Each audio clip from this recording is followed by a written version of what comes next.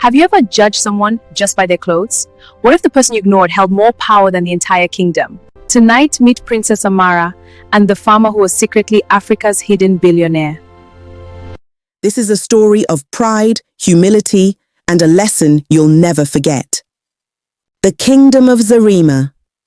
Long ago, in the golden savannas of Zarima, where baobab trees stood like ancient guardians, and the wind carried stories from village to village, there ruled a wise but aging king. King Adiza was respected across neighboring lands. His judgment was fair, his heart was gentle, but his greatest worry was not war, nor drought, nor rival kingdoms. It was his daughter, Princess Amara. Slight pause. She was breathtakingly beautiful. Her presence alone could silence a hall, her voice like soft rainfall. But beneath her beauty lived pride, and pride can be more dangerous than a sword. Princess Amara grew up surrounded by luxury, silks from distant deserts, jewels from mountain mines, mirrors polished so clearly she could see every perfect detail of herself. People praised her daily. "You are unmatched. No woman rivals your grace. No man is worthy." Slowly, those words planted seeds of superiority. When princes visited, she dismissed them politely. When merchants offered alliances, she refused coldly. "No one is enough," she would whisper. Her father watched silently, because he knew something she did not. Life has a way of humbling the proud. Far from the palace, beyond the market roads, across green farmlands, lived a man named Kofi. He woke before sunrise, worked beside farmers, shared meals with villagers. His clothes were simple, but his mind was extraordinary.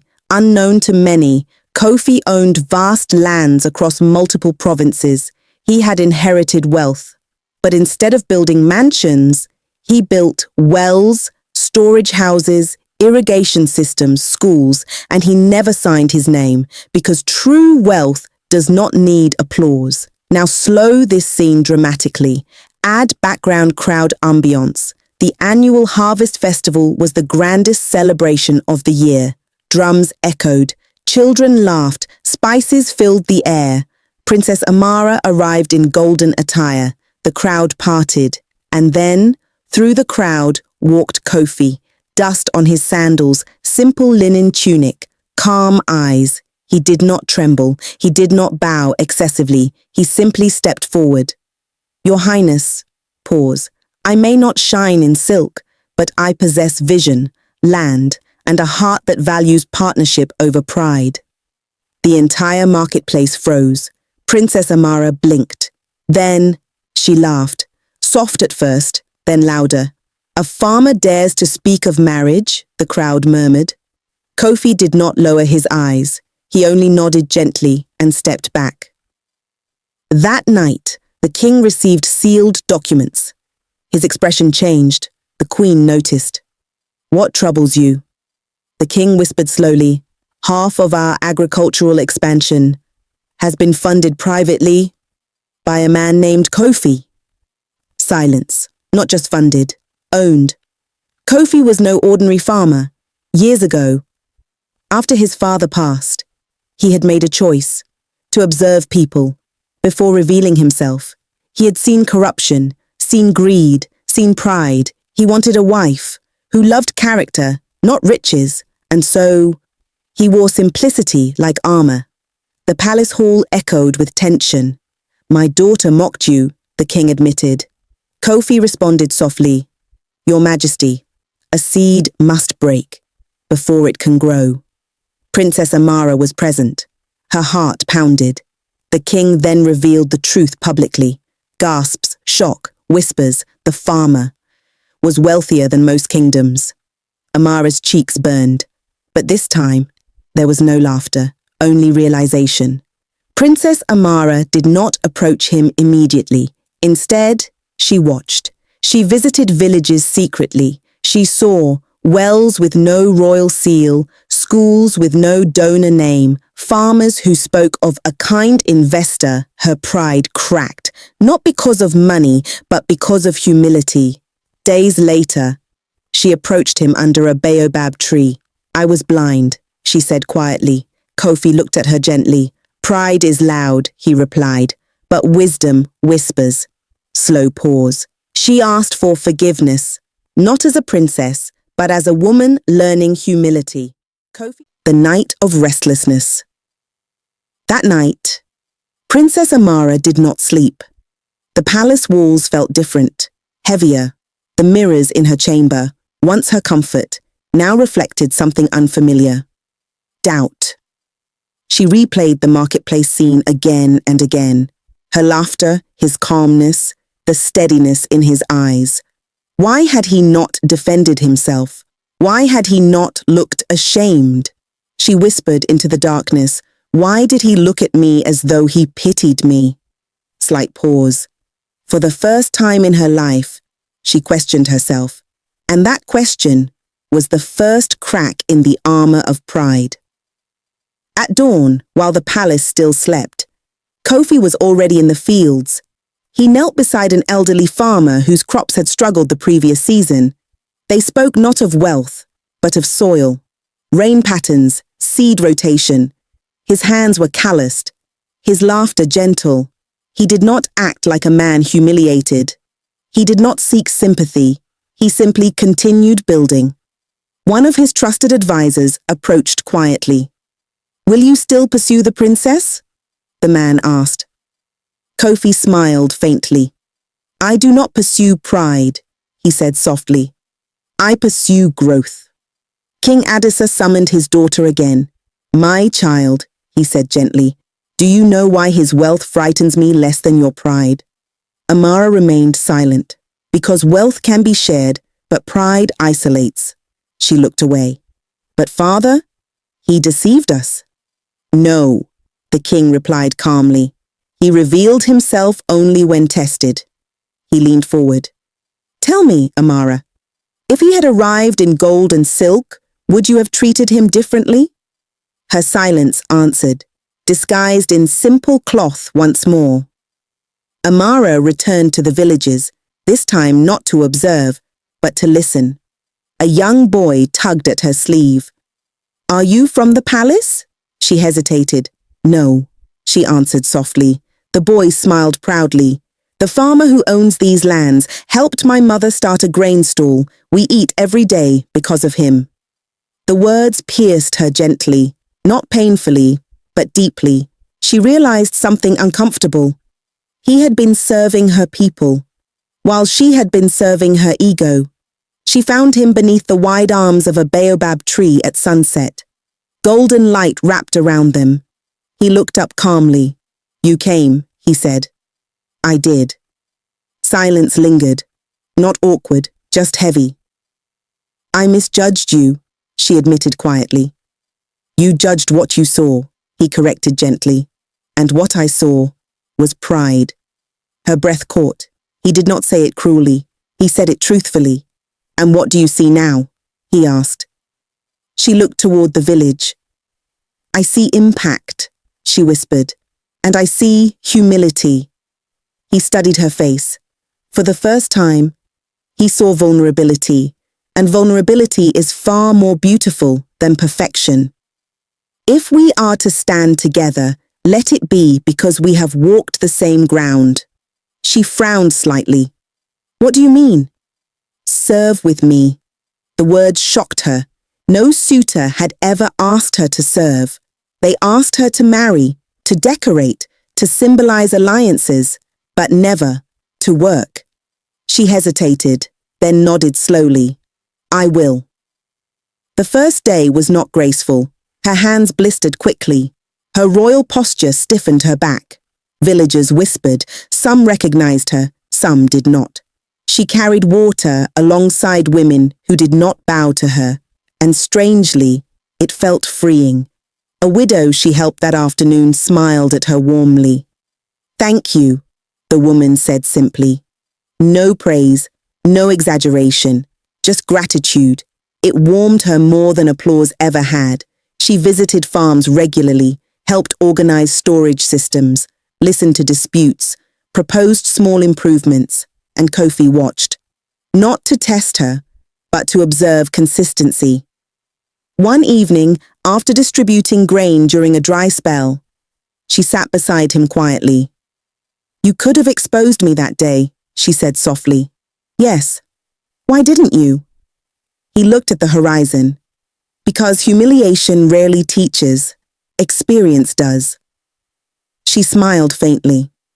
"And have I learned?" "You are learning." Not everyone admired Kofi. Several nobles grew uneasy. A farmer controlling vast land, a princess serving villagers. Power was shifting. A jealous minister approached the king privately. "Your Majesty, this man grows too influential." The king replied calmly, "He grows crops, not armies." But rumors began spreading, whispers of manipulation, accusations of ambition. The kingdom felt tension brewing beneath its calm surface, and this would test not wealth, but loyalty. The minister publicly accused Kofi during council. "You hide behind humility while building control," he sneered. The hall grew tense. All eyes turned to Kofi. He stood calmly. "If empowering farmers threatens you," he replied softly, "then perhaps the threat is not mine." The council murmured. Princess Amara stepped forward unexpectedly. "I have worked beside him," she said clearly. "He seeks no throne, only prosperity." Her voice no longer carried arrogance, it carried conviction. The king observed proudly. Her transformation was no longer private, it was visible. That night, under starlight, she turned to him. "I once believed I deserved greatness. And now," he asked gently, "now I believe greatness must be earned." He smiled. "That belief is greater than wealth." They did not rush into embrace. They did not speak dramatic confessions. Their love grew quietly, like roots beneath soil, invisible but strong. As harvest season approached, the skies began to change. Clouds gathered, not the soft grey of gentle rain, but the heavy, restless kind. Farmers grew uneasy, and then the storm came, not for hours, not for a day, but for nearly a week. Fields flooded, grain stores collapsed, riverbanks overflowed. Zarima had faced storms before, but this one struck deeper, because this time it threatened not only crops, but faith. The jealous minister saw opportunity in disaster. He stood before the council once more. "Your Majesty," he said loudly, "this storm is a sign. The kingdom has shifted power away from tradition, and now we suffer." His gaze turned toward Kofi. "Since this man began restructuring our agriculture, balance has been disturbed." Murmurs spread. Fear makes people irrational. Princess Amara felt anger rise in her chest, but before she could speak, Kofi stepped forward calmly. "If the fields fail," he said steadily, "I will personally compensate every farmer from my reserves." Gasps filled the hall. Even the king blinked in surprise. That was not a small promise. That was a fortune. For weeks, Kofi released grain from his private warehouses. He distributed livestock, repaired irrigation canals, funded emergency labor crews. He did not hesitate. He did not calculate profit. He gave and gave and gave. Princess Amara watched quietly. "You may lose everything," she whispered one evening. He smiled gently. "Wealth that cannot protect people is not wealth." She felt something shift permanently inside her. This was not hidden billionaire pride. This was responsibility. The storm eventually passed, but damage remained. And this time, it was Amara who stood before the people. No gold dress, no jeweled crown, simple cloth, bare hands. "My people," she said softly. "I once believed leadership was admiration." She paused. "I was wrong." Silence filled the square. "Leadership is service." Her voice trembled, not from fear, but sincerity. "I stand with you, not above you." The crowd watched carefully. Then, an elderly farmer stepped forward. "You carried water beside my wife," he said. "I saw you." The crowd began to murmur, not in suspicion, but approval. Respect must be earned. And she had earned it. The jealous minister, desperate, attempted one final scheme. He spread rumors that Kofi's generosity was a strategy to control the throne. But this time, the people did not believe him, because they had seen the truth. When the council investigated the minister's finances, they uncovered corruption, hidden bribes, misused tax funds. The king removed him from power quietly, not with humiliation, but with dignity, because justice need not be loud. One evening, King Adisa summoned Kofi and Amara privately. He looked older, but peaceful. "My daughter," he said gently, "you have learned what I could never teach with words." He turned to Kofi, "And you have proven wealth does not corrupt the humble." The king stood slowly. "I wish to step back from daily rule. The kingdom needs leaders who understand both soil and crown." He placed his hand over theirs. "Rule together, not as symbol, not as arrangement, but as partnership. Under the great baobab tree where humility first bloomed." Kofi turned to Amara. "I once sought a wife who loved character, and I once sought a man who impressed my eyes," she replied softly. He smiled. "And now? Now I seek a man who steadies my heart." There were no grand declarations, no dramatic kneeling, only quiet certainty, and sometimes that is sweeter. The wedding day arrived, but it was unlike any royal ceremony Zarima had seen. No mountains of gold, no endless parade. Instead, grain was distributed, debts were forgiven, wells were inaugurated, farmers were honored. The ceremony took place in the open air, the same fields that had once flooded, now blooming again. Amara wore simple white, Kofi wore traditional woven cloth. When they exchanged vows, they spoke not of power, but of service. "I vow to lead with humility," she said. "I vow to protect with integrity," he replied.